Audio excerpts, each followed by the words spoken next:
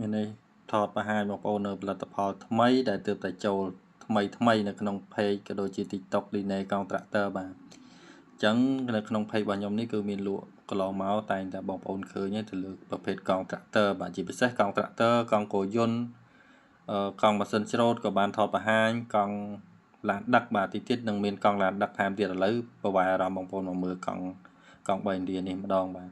ចឹងកង់3ឥណ្ឌានេះគឺមានរង្វង់4ដក8សម្រាប់បងប្អូនកង់3ឥណ្ឌាដែលត្រូវការកង់ដែលមានគុណភាពខ្ពស់ហើយគួរបញ្ជាក់បងប្អូនដែរថាកង់នេះគឺជាប្រភេទកង់ស៊ីនដែលមកពីប្រទេសឥណ្ឌាណាបងប្អូនកង់3ខ្លះបងប្អូននឹងឃើញហើយកង់ MOS នេះហើយអ្វីដែលខ្ញុំលក់នេះគឺលក់ជាឈុតបាទមានសបកនិងពវៀនសម្រាប់បងប្អូនត្រូវការកង់ដែលមានគុណភាពខ្ពស់បាទកង់នេះគឺលេខ1របស់ប្រទេសឥណ្ឌាហ្មងបាទទៅលើផ្នែកផលិតមិនថាតែសបកកង់3ឬក៏សបកកង់ត្រាក់ទ័រទេគឺគុណភាពលំដាប់ខ្ពស់ជាងគេតែម្ដង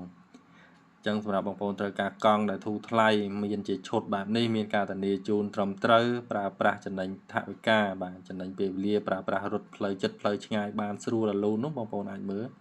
កង់មក MOS នេះបាន